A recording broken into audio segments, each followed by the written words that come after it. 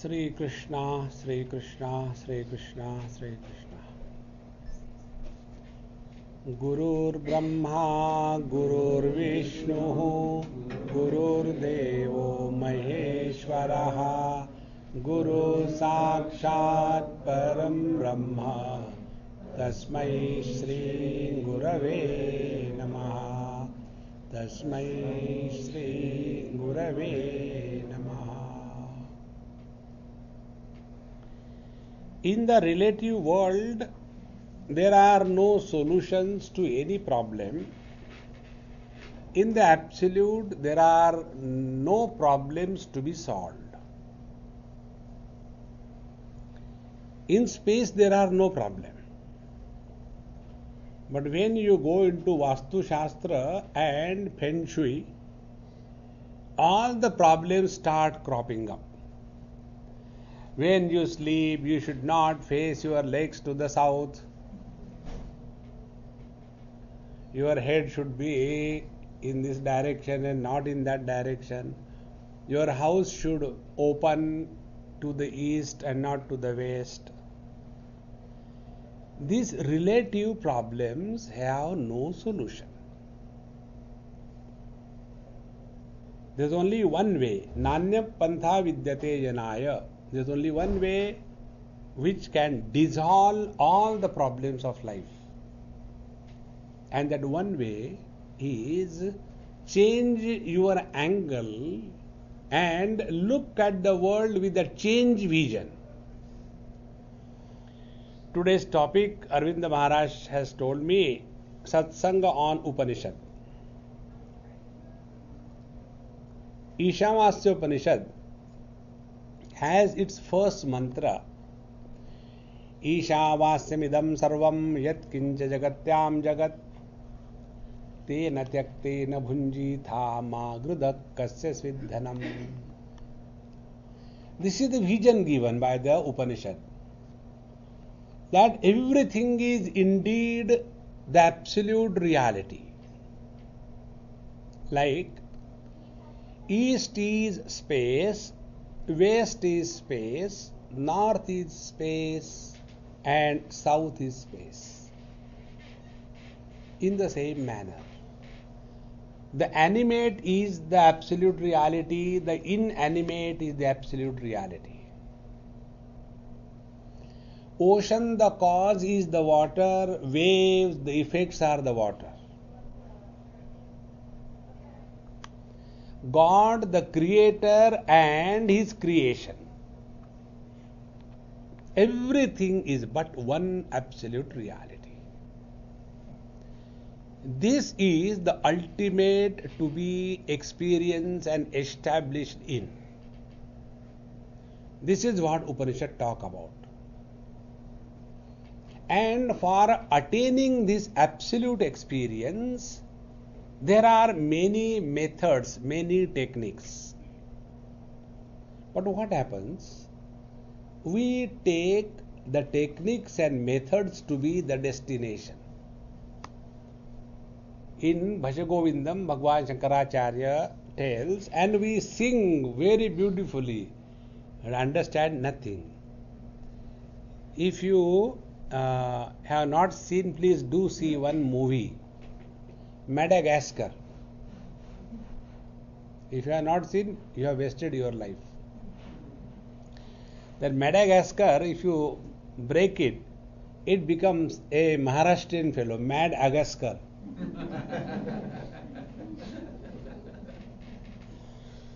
So, in this Madagascar, this point is brought out very beautifully.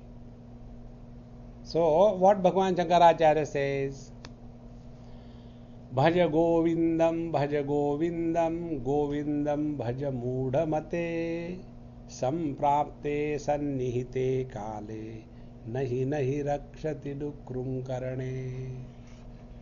When the time comes, your Dukrum Karane means a language, Sanskrit, will not help you.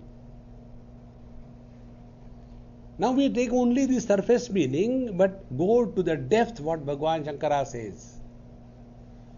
Any language is only a means of communication of thoughts. Language is not important. What is communicated through that language, that is important.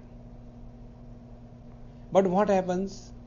We get lost only in the non-essentials of life.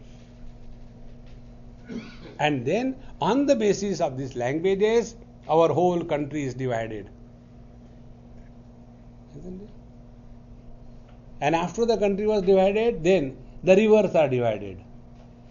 This part of the river is mine, this part of the river is yours. Look here. The rivers must be feeling surprised, disgusted. I never feel myself divided. No, this is the Andhra river, this is the Tamil Nadu river. Narayana. So, when we start giving importance to the non-essentials, problems crop up. This is the rule. Now see, if the truth is one without a second, and if we are unable to experience that non-dual absolute reality, what is the purpose and the meaning of spiritual practice? Purpose and meaning of spiritual practice is that we get out of the relative existence and get established in the absolute being. That is the spiritual practice. Now, if I want to get out of this relative existence and get established in the absolute, what is the first thing to be practiced in life? And the first thing is, we have to drop that attitude of utilitarian lifestyle. Utility has nothing to do with the truth. Many times people ask this question, what is the use of spirituality? There is no use, it is useless.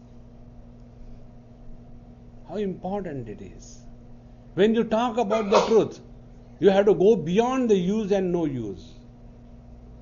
Like all those people who do the basic science research, they don't start their research or discovery to find out what is the use.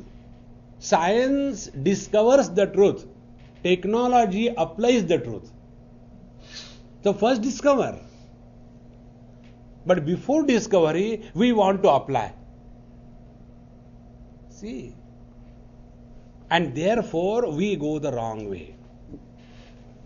So the first step that is required to be taken by a person to understand and get established in this absolute reality, as pointed out by the Upanishads, is to get out of the catch of cause and effect. All of us are caught up in cause and effect. And because of this cause and effect, we go on going in circles. So we imagine that now I have become spiritual. Swamiji, why there is so much of disparity in this world? Who has created this? Second thing, we all blame for our miseries others. If I am a wife, I am miserable because of husband. If I am a subordinate, I am miserable because of the boss. If I am a listener, I am tortured because of the speaker. See? So, what is the net result? Net result is others should change. So the wife wants, if my husband can change, I will be happy. The husband wants, if my wife can change, I will be happy. So we Indians anyway go through. But Westerners are very smart. They change the wives. They change the husbands. But the husband and the wife doesn't change. Because again when they change the husband, they change one specimen. One chimpanzee is replaced by another ape. See? And this is how, in the relative plane, we start removing the problem by replacing the problem. So, the first stage spiritual life tells us, first, stop blaming the world. The day you do this, you have taken the right step on the spiritual path. But I am miserable because of my husband. What about it? Why this is so? Other people's husbands are so good. Mine one is a Dumbo. Why I get such a dumb husband? So if you tell that lady sincerely, look here, every wife has the same opinion about her husband. She always likes somebody else's husband. And this is the way. Do you think that she will be benefited by this thing? No. So what we tell? Look here.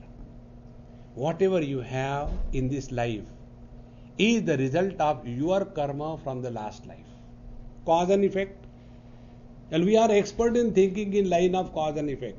For example, today if you are a round figure, for that God is not responsible. Then you are eating like a buffalo. Oh.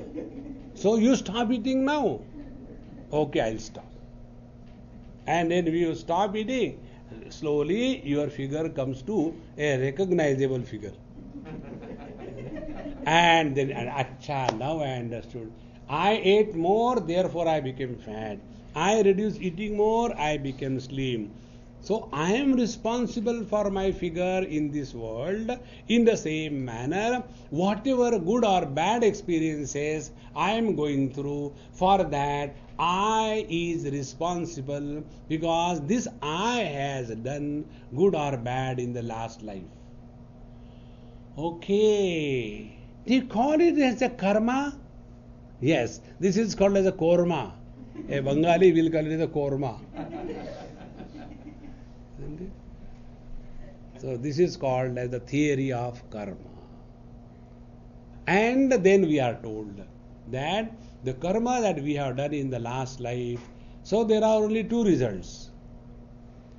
The result of sinful karma is misery in this life, and the result of good karma in the last life is the happiness in this life. On the basis of this, Bhagavad Mahapuran tells, one can know where the person was before being born as a human being. See, from the language we know where from you are. One person I met somewhere recently, I asked him, are you from Patna? How do you know? I said, your language. No? Patanava. You know that story? Narasimha Rao was the Prime Minister of India, and he wanted to send this Lalu Prasad for learning English to Bill Clinton. And he sent to learn English. After 1 month, Narasimha Rao phoned Bill Clinton. Who is this? Narasimha Rao asked. Bilwa.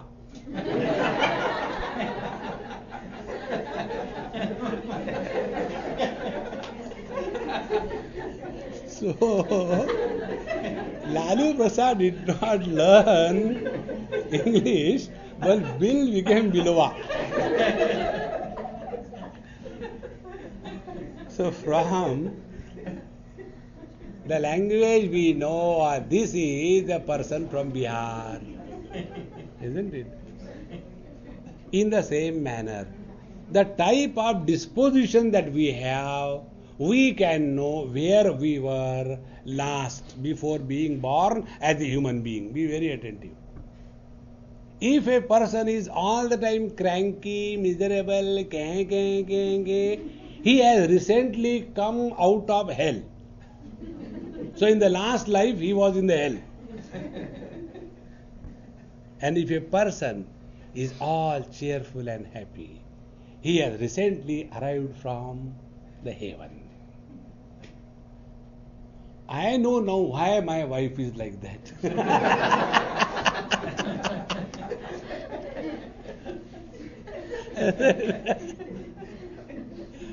Now, what is the purpose of the scriptures? Purpose of the scriptures is to help you come out of the limitations of the cause and effect by telling you some data that you are squarely responsible for your miseries in life. Don't blame others. See? And the day we stop blaming others, we have turned our vision on ourselves. Normally, what happens? We are wanting the whole world to change. And that is not being spiritual. You have to change yourself. There are two things. One is called as Swarupa. Second is called as Swabhava. Swarupa is our essential nature. Swabhava is our acquired nature. See, talking human language is Swarupa of the human beings. But when we are in South India, we learn there also English. And when we are in North India, there also we learn English. And when we are in Australia, there also we learn English. So this English language talking is acquired by us depending upon the various situations. But the basic ability to talk a human language is essentially in every one of us. Understand this point? See? So, if a South Indian has to talk, a South Indian was asked, hey, you guys sometimes say either or, sometimes you say either or. What is the right pronunciation? Either.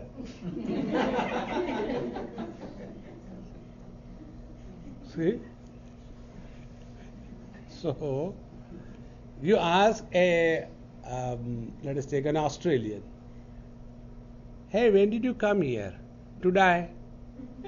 I am not asking you the purpose. I am asking you, when did you come here? To die. To maro na phir. See? So these variations are acquired by us. But the speaking ability, our essential nature. If this is clear, in the same manner, Satchidananda Parabrahma Paramatma is our essential nature. This cannot be changed. But this essential nature of ours is covered by the Swabhava, the acquired nature by us. Like our speaking ability is covered by our method of talking. See, when somebody is talking in a funny way according to us, so we say, why he is talking this stupid way? He also thinks the same thing. Why don't you understand? I am talking so perfectly well. Isn't it? So, the acquired nature covers the absolute nature. Upanishad tells us, go beyond the limitations of the acquired nature and get established in your essential nature. And for that purpose, the first step is required. Focus your attention on yourself. Stop blaming the world. See, we come across so many people from the whole world. One common song everywhere, that the cause of my misery is others. One small example I'll give you to make this point. This happened in Bombay. A small house in Bombay, it's called as chal, means a small house and a row of houses like that. So front room little bigger, 10 by 12 or 10 by 10. The second room is half, and in that husband, wife, and the mother of the husband and one son, they were living. Now the small room backside was the kitchen, the bathroom, the dining room, the study room, and the sleeping room for the husband, wife, and the son. And the front room was occupied only by the mother-in-law, and she won't allow anybody to use that except going and coming. So the daughter-in-law is naturally angry. She finds out a reason to be angry. This was a solid reason. So all the time frustration. And that man used to come for my satsang. So he was never disturbed. One day she came and, as if catching my throat, said, "You have spoiled my husband." I said, "Don't underestimate me. He is not the only one."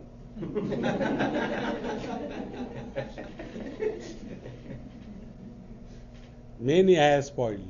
Why one? I said, "What happened? What happened?" Nothing happens to him. It is only me who is suffering in this house. And ladies means what? Ganga, Yamuna, Saraswati.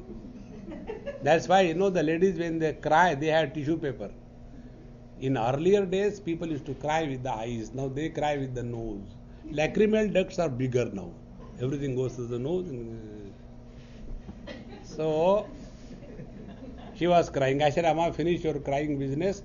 I'll finish 1 or 2 emails and then talk to you."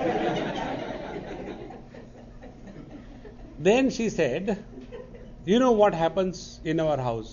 What happens? My mother-in-law, she is like this." She told me the whole story. She doesn't allow us to use the front room. In that small room, how can we live? And we are suffering. I said, "Leave it and go somewhere else. You are not obliged to stay with her." "Oh no, that we can't do." Why? Because the house is in her name and we can't her to get out. And if we go out and if she dies, the house will be taken over by somebody, we will not get the house. So we can't do that. I said, "Okay." Second option, kill her. "Swamiji, why you are talking like that?" I said, "We are thinking options. I am not thinking." "No, I can't kill her." I said, "Well, you are a good lady, therefore. Tell your husband to kill her." "Swamiji, why are you after killing her? I am just options." Then, "Okay, you are good people, you will not be able to kill her, I'll kill her." "Swamiji, stop killing her." I said, "Very good. Let's not kill her." Then I told her, I said, "I'll tell you something, but don't tell anyone. It's secret." "What is that?" I told her, I said, "Look here. She is going to die after 362 days. Don't ask me how." Then what I should do? I said, "You start counting down. When something happens, you tell yourself, 361 days more. Again something happens, 352 days more.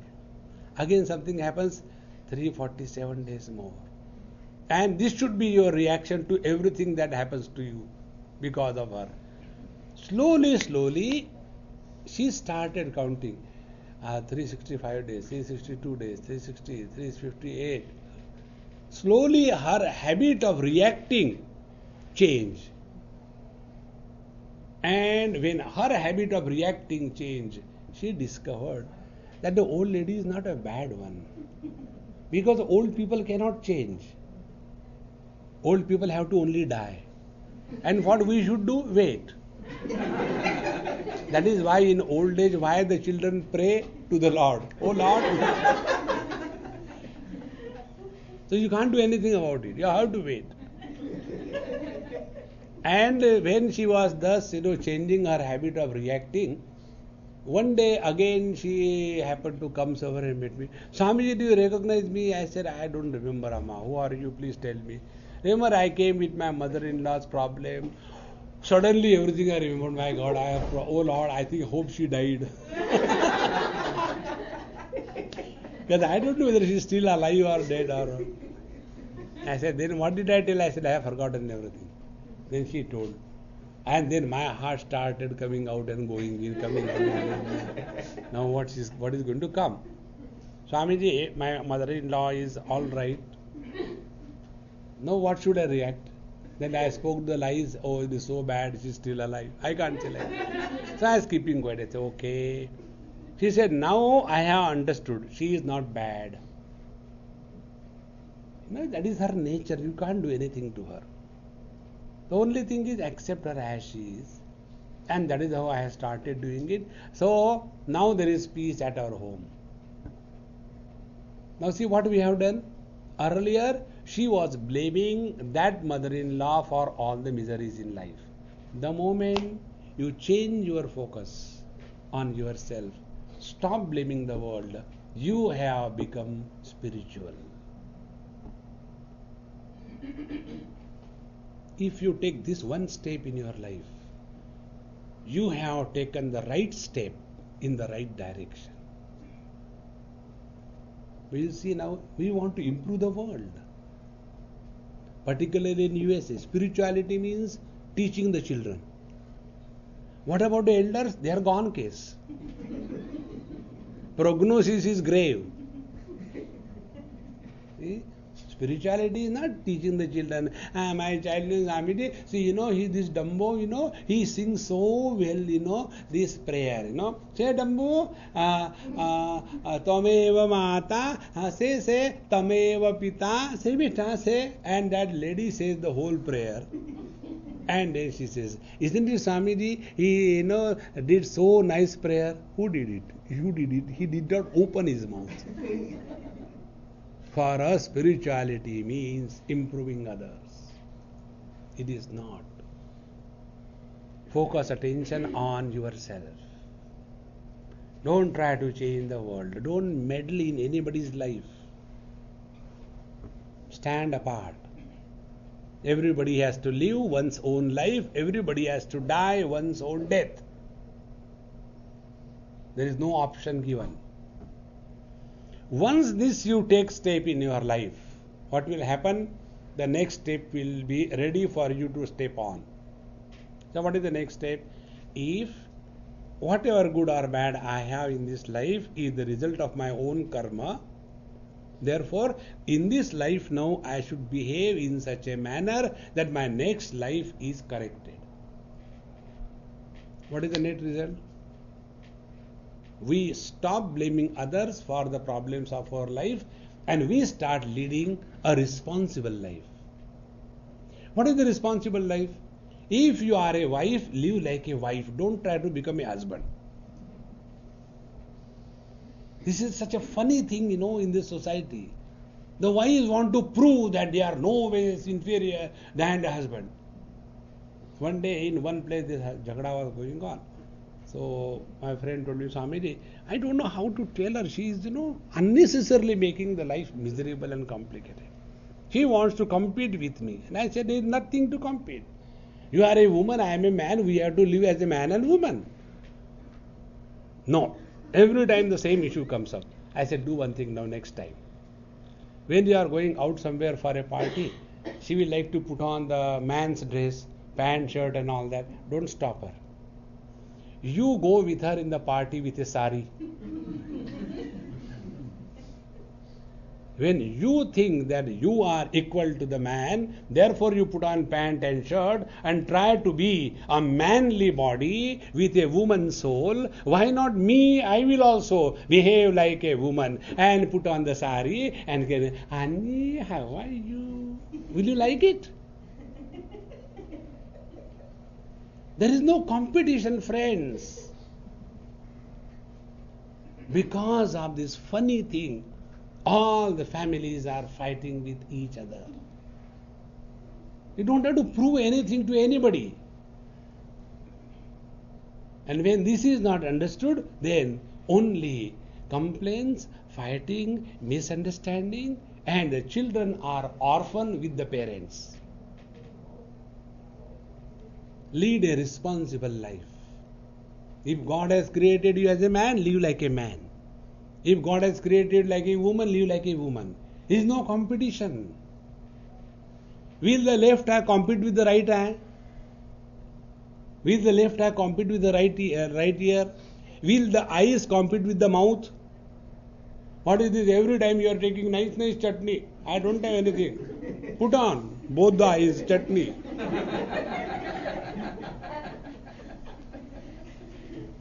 Don't lead a life of competition. It is not the right way of living. And once you take this view, please come in. Who is standing outside?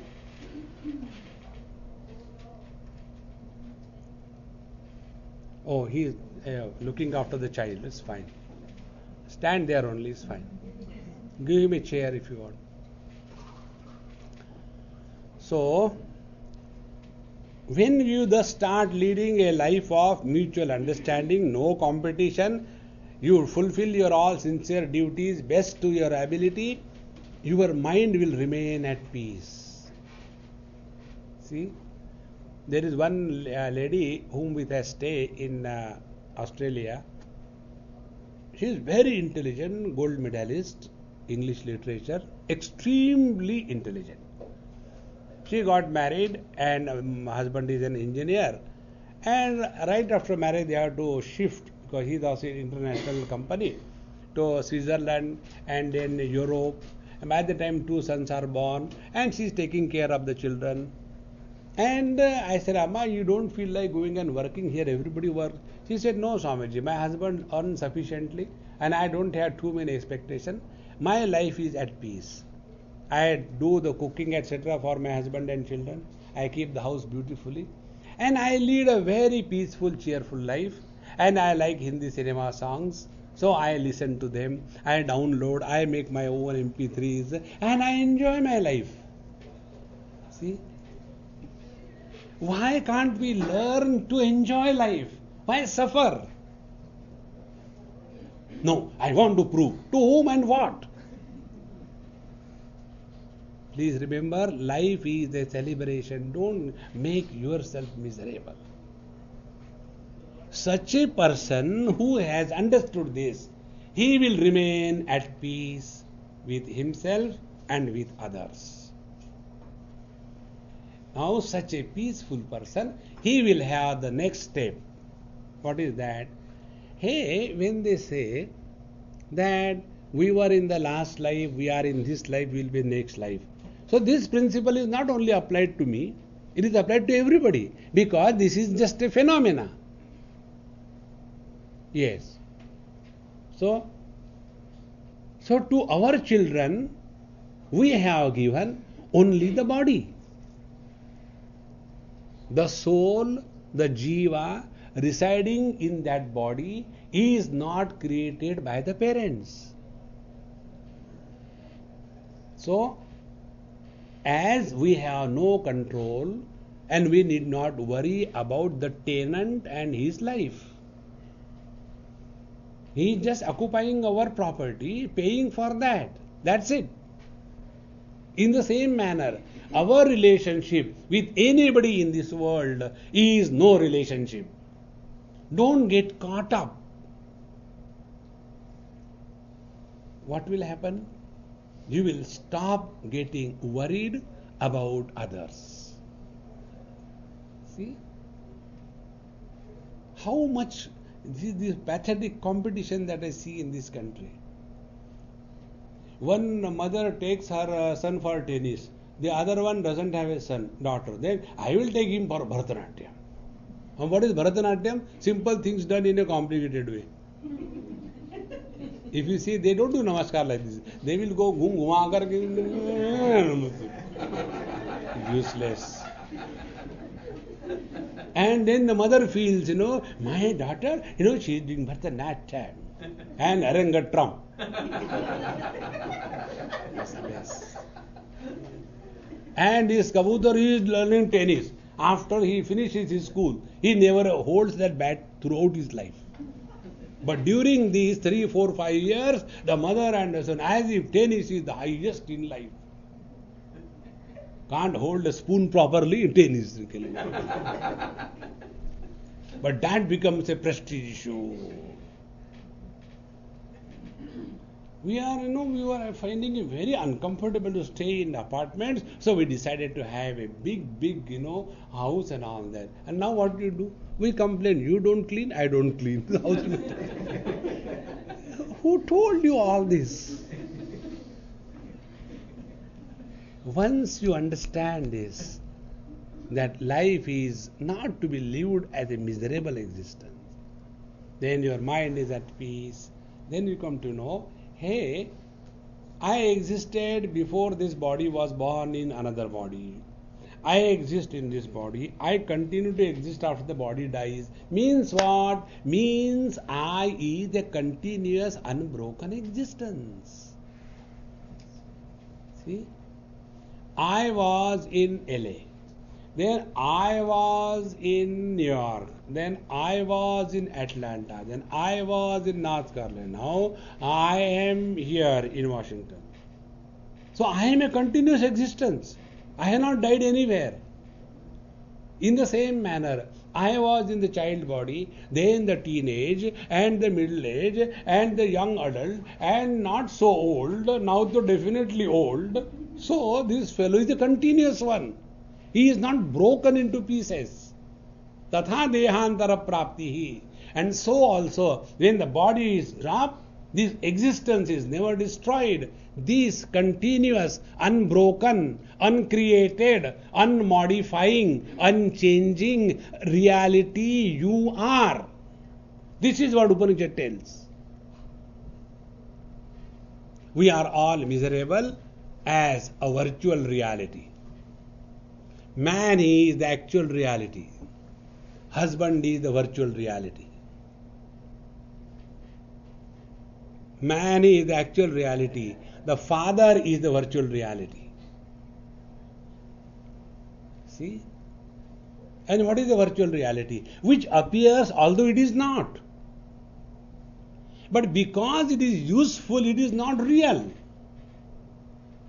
Understand this very important principle.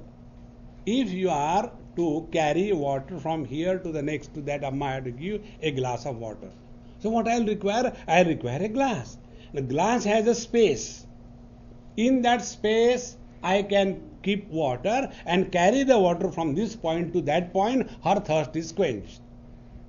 Does it mean because of this utility, the pot space is real? No.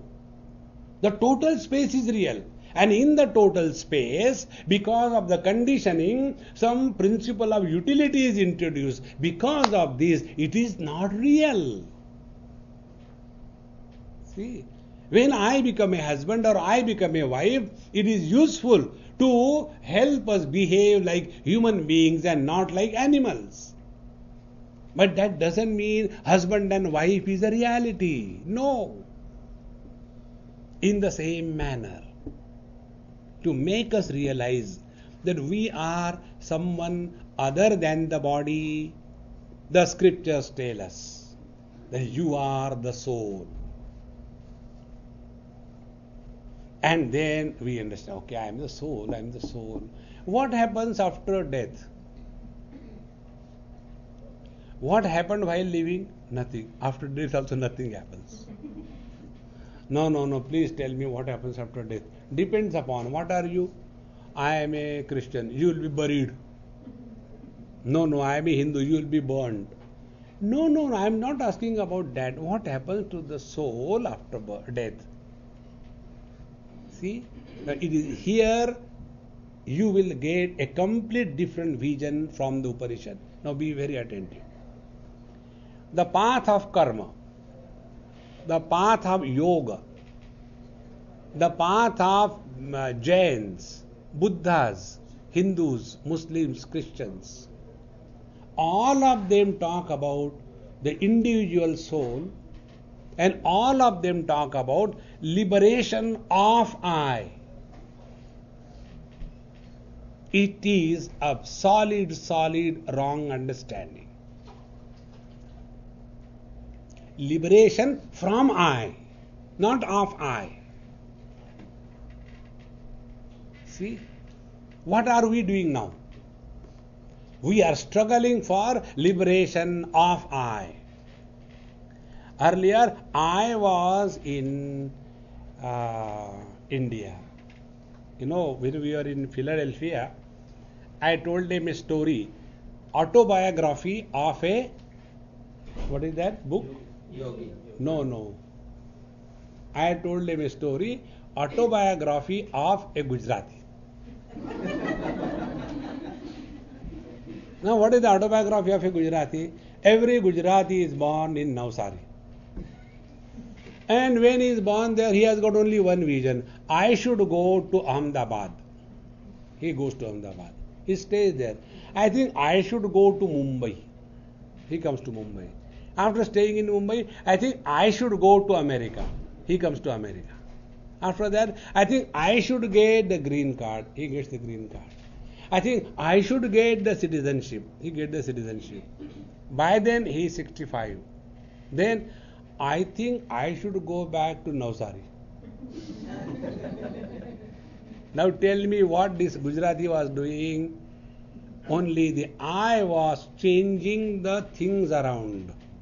But who was miserable? Things around were not miserable. This I was miserable. You are not working on this I. I cannot be liberated. You have to get freedom from this I. This I is a virtual reality, not the actual one.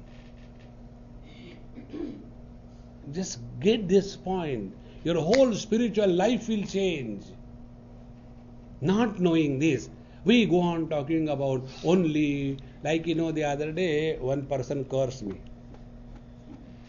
Do you believe in Jesus? I said no. I said, I believe in Lord Jesus. He is not your pal. He is such a great saint, so I believe in him. Lord Jesus. Okay, Lord Jesus. Then you are a Christian? I said, yes. But you said you are a Hindu? I said, yes. How come both? I said, new technology, 2 in 1.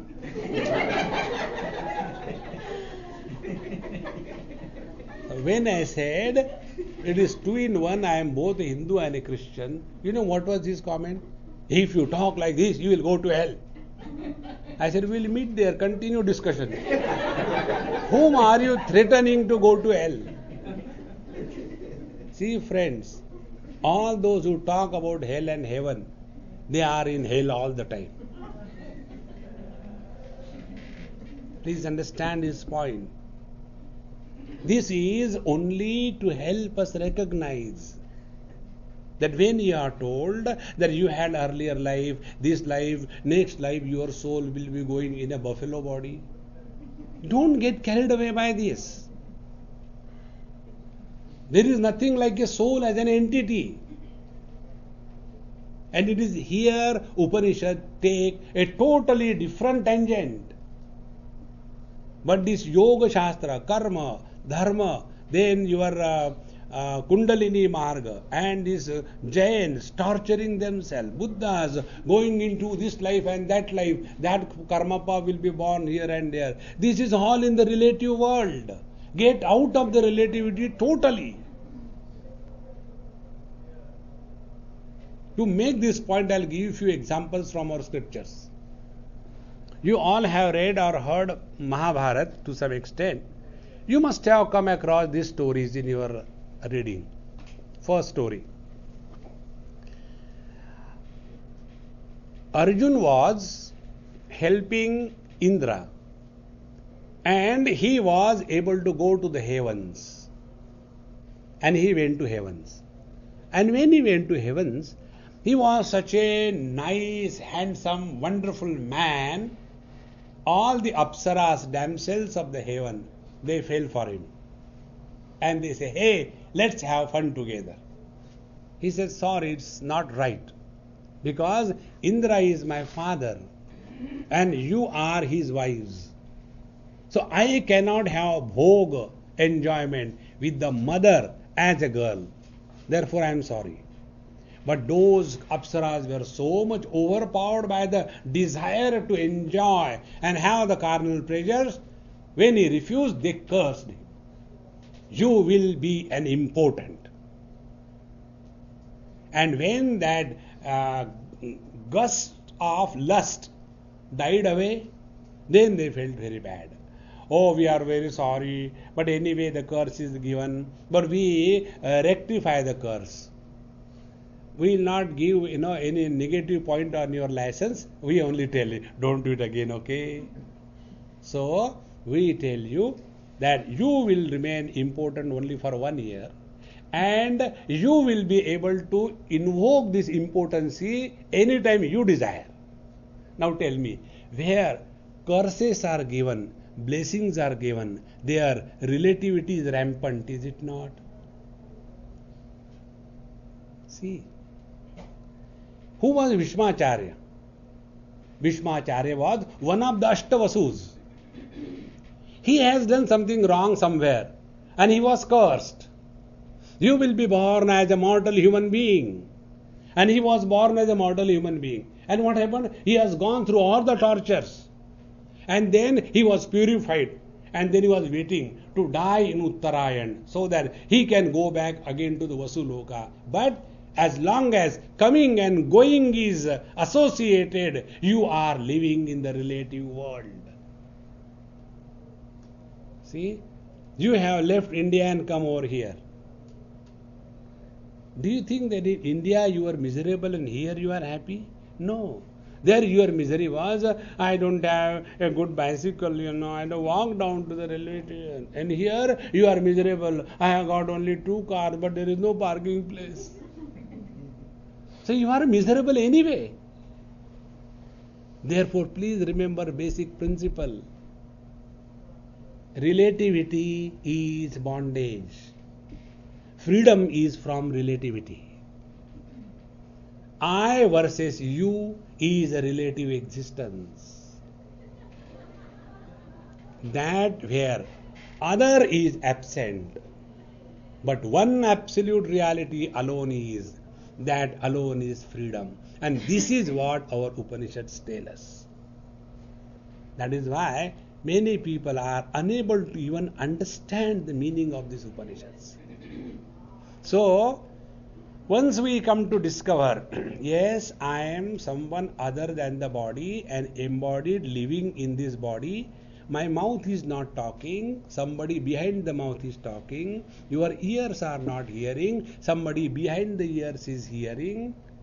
So who is that body? As a body, I have no doubt that I am a man or woman, young or old. This question doesn't come.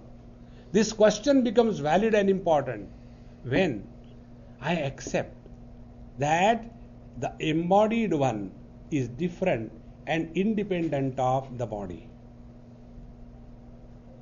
Now your inquiry will gather a different depth, intensity and dimension. You will not get carried away. Papa Karma, oh Lord, I have done this meeting, I'm so sorry. Don't do that. That is not the purpose of human life.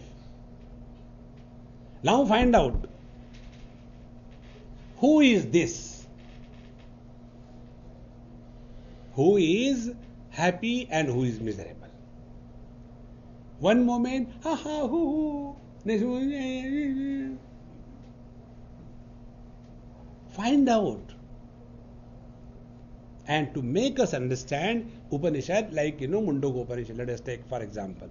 So one I gave Ishavasya, now second Mundaka Upanishad. Mundaka Upanishad gives us a beautiful mantra where he says,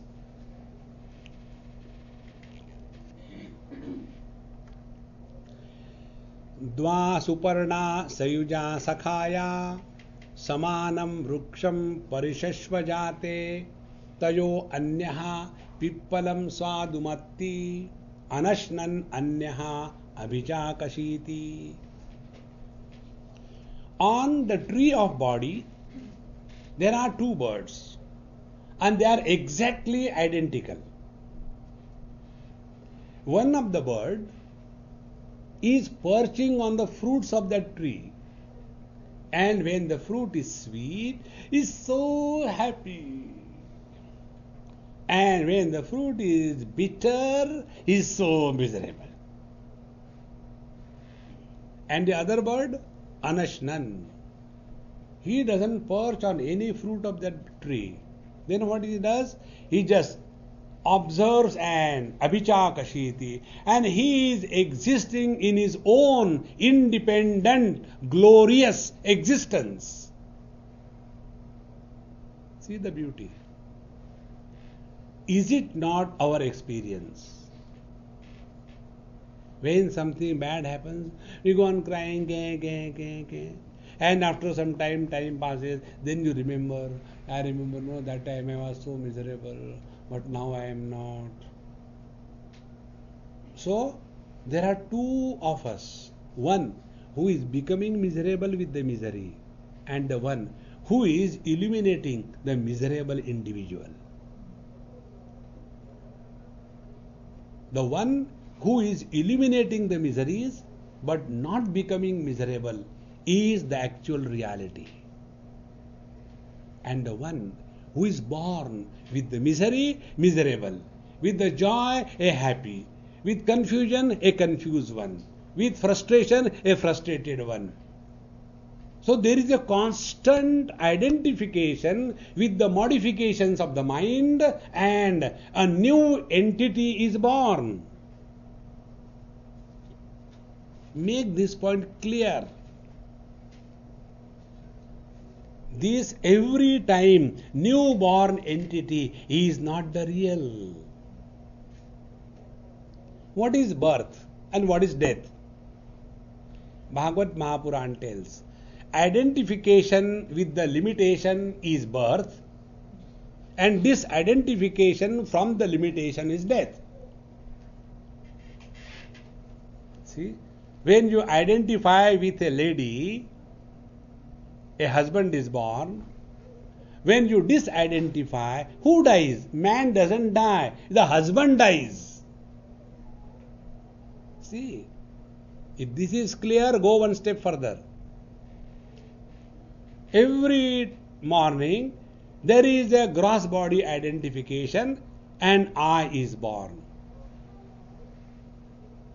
Again there is a disidentification, the I dies. Next day again there is identification with the gross body, again I is born. Again after some time disidentification from the gross body, the I dies. What we do? Now be very attentive. What we do? We have experienced so many dreams as dreamers. Has ever a dream personality crystallized? No. We have experienced so many waking experiences as waker, and we have crystallized a waking personality. On what ground? Think. There is nothing like ego. There is nothing like soul. This question was asked to me by one young engineer student. What happens after death to the soul? I said, that depends on the spelling. He said, no, Swamiji, don't cut jokes, and I am very serious about it. I said, okay, I am also very serious. Now you reply my question.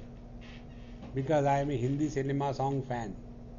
हर सवाल का जवाब ही सवाल हो, एक सवाल तुम करो, एक सवाल हम करें. So you ask a question, I will reply your question by a counter question. Now what is the question? As the question is, when you switch off, where the light goes? When you switch on, where from the light comes? There the soul goes after death. Now find out. Light never comes and never goes. It is just an appearance. It is a manifestation. Think. In the same manner, be very attentive. When the bulb does not have the capacity to allow electrical energy to express as light, that bulb is called as a dead bulb.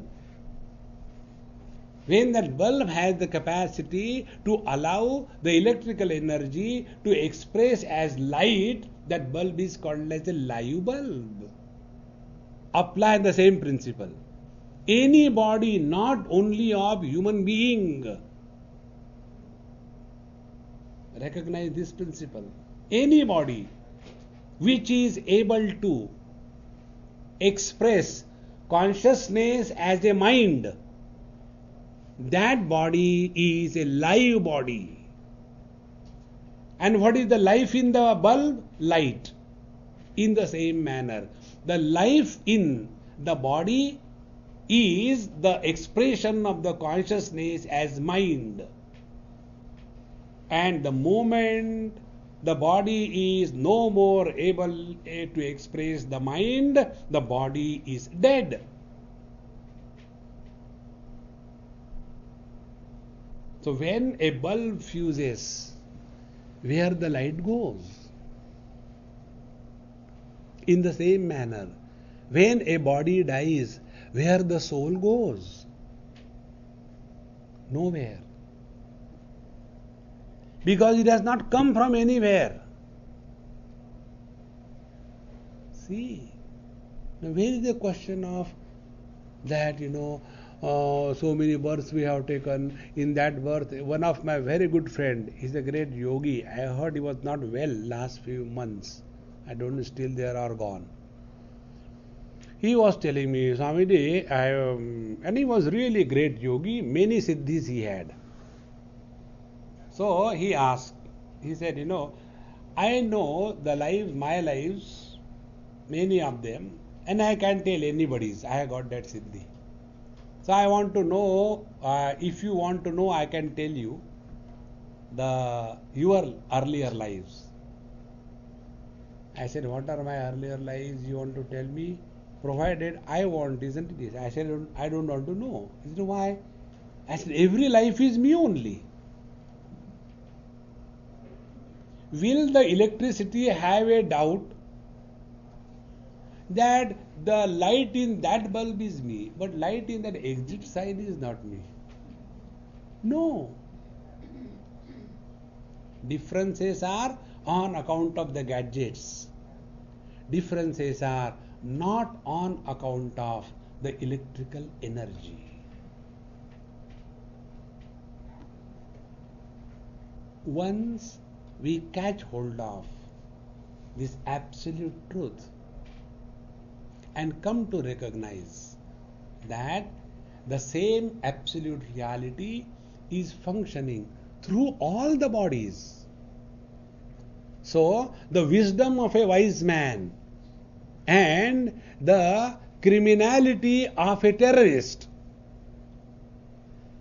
the cheating by a politician and the sacrifice of a saint, all of them are illumined by the same consciousness. See? The laser rays doing your cataract operation and the electrocution is by the same energy called as the electrical energy. Recognize this truth, and then, like electrical energy can never have favor for somebody, disfavor for somebody. In the same manner, he who is established in this absolute consciousness, he rises above the relative world. And when you rise above the relative world, can there be any fighting on account of Hindus, Muslims, Christians, Catholics, Protestants? And within the Hindus, this mission, this sect, that sect.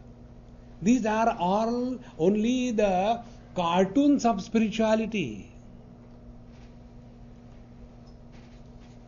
Can you call American in electricity as democratic and Russian electricity as a communist? No.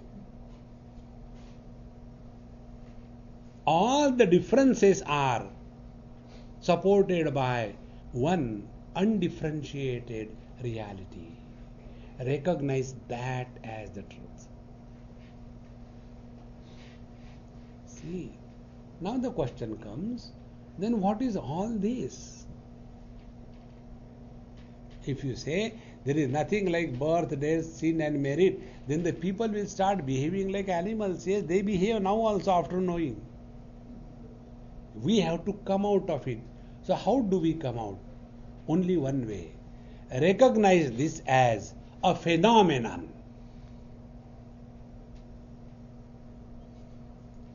Electrical energy passing through the bulb and expressing as light is just a phenomena.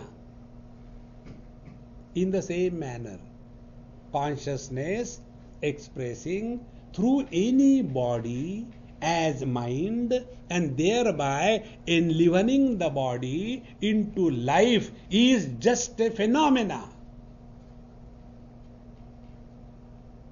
Will you call that this camera light is the son-in-law of that tube light? If you call, then you are that tube light. There are no relations. All this relative existence is with reference to the conditionings and not the absolute. Recognize this truth. This is what Upanishads talk about. And once you have this vision, you cannot differentiate, you cannot curse, you cannot bless. Please understand, this is another important point. Those people who get lost only in this called as siddhis and controlling the energy and thereby invocation of the different powers. Now take an example. Like Arjun was cursed in the heavens, or in this world also we come across those people who have got a lot of siddhis. People, when they go to them, they are very afraid. What is the fear? Oh, I don't know, he may curse, he may bless. Tell me, when your teeth bite your tongue, will the tongue curse the teeth? There is no cursing and blessing ever possible when there is but one absolute truth. See? But when we are lost in the relative world, then I love you, I hate you, disgusting existence. See? And such weaklings, they all the time want attention. All the time you go and, hey honey, you are so sweet, you are so happy. Dumb. Isn't it? Do you call that as a life of a cultured existence? And why this happens? Because we are slaves in the relative existence. We are not able to come out of it. Only lost in that. And this, living as a slave in the relative existence, we recognize as a freedom. Is this a freedom or slavery? The mind becomes disturbed, we are disturbed. The mind is angry, we are angry. And this is called as, we have the freedom. We have the freedom. What freedom? Anybody can take any gun and shoot anybody Why? We have got individual freedom. Therefore, friends, please recognize we have to get out of this relative existence. Therefore, Upanishad talks about freedom from I and not freedom of I. Yad gatvan anivartante tadhama paramam mama. It is that attainment having attained which there is no fall again. That is the absolute truth. And like we never forget once we have learned swimming. We never forget once we have learned riding a bicycle. In the same manner, once you know this absolute reality, you will never forget it. Once only, not twice. Repetition is possible in limitations. See? In the infinite, repetition is not possible. There may be 4 cups. Space is one. There are not many spaces. Because of the 4 cups, there are 4 cup spaces. But absolute space is one. In the same manner, because of the manyness of the body, there may be multiplicity in life, but the principle of life is one. In your medical colleges, when you study, you don't study anatomy of a person. See, when the examiner comes and asks you, okay, trace the path of Vegas. Sir, can we go to that dead body from which I learned? Why? I know only that, It is not from going here to Puttaparthi. See, in every body it is the same thing. In the same manner. Through all the bodies, there is but one conscious reality, expressing as mind, thereby the body is enlivened, and who is living the life is neither the body nor the consciousness, but the mind. Like there is no light either in the bulb or in the electricity. Light is when electrical energy passes through the bulb. Only electricity is not useful. Only bulb is not useful. Light is useful. Therefore, what we do, we consider light as a reality. It is not. In the same manner, because there is an expression of life through the mind and the body, therefore the mind and the body is not real. That is why one of the most important principles is we have to remove this philosophy of utilitarian existence. One person asked me this question, Swamiji, what is the use of your knowledge? I said, no use. There is no use. Then why you should have? I said, you should not have. Then I need not walk the spiritual path. I said, no. Oh, I don't know. You are confusing me. I said, this is the use.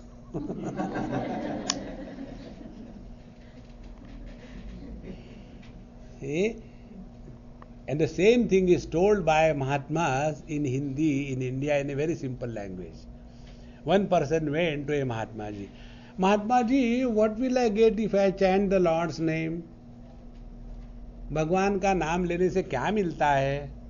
तो Mahatma ji was Phakkad brand. He said, hey, बनिया है क्या रे? Are you a business person? Because what is the business person? Whatever I do, what will I get? See, when all your getting gets away, then you are established in the truth. As long as you want something, you are far away from the truth. See? Satyam Jnanam Anantam Brahma. Now I am taking you to third Upanishad, this Taittiriya Upanishad.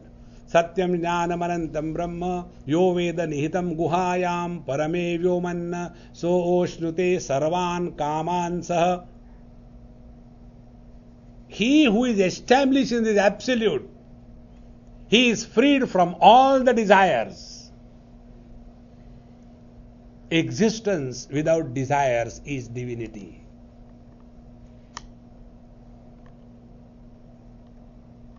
In deep sleep, we have no desire.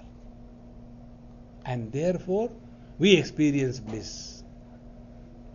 In the waking, we have got tons and tons of desires. This should happen, that should happen, that should happen. And then we go to the Lord and ask Him, excuse me, kindly fulfill this desire. The Lord says, look here, this is not good for you. Don't teach, okay? You fulfill the desire. Why? Because I am incomplete. The Lord says, recognize you are not incomplete. You are that infinite bliss. Don't live like a beggar in this world. So to bring to our cognition, our Upanishads talk about this life, last life, next life. For this they talk about sin and merit. For this they talk about going to Vaikuntha or hell or the heaven. For that they talk about do pranayam and all that. But what we do? Yoga for early pregnancy. Patanjali Maharshi must be turning in his grave. Arey Ram, I never meant it for that. See? Pashyannapi na cha pashyati moodha. Knowing well, they don't know. Because udara nimittam bahukruta vesha. My institution is better than your institution. My sect is better than your sect. My Bhagavad Gita versus your Bhagavad Gita. I have got, that copyright of my Bhagavad Gita. You can't use my Bhagavad Gita. Bhagwan Krishna must be frustrated, अरे भैया वो तो मेरी है ना. See, these are all the cartoons of spirituality. If you really mean business on the spiritual path, according to Upanishad, you will never get caught up in any finite thing. Call it relations, call it institutions, call it goals in this world. Om Purnamadaha Purnamidam Purnaat Purnamudachyate Purnasya Purnamadaya Purnamevavashishyate. Om Shanti Shanti Shanti Harihi Om Sri Gurubhyo Namaha.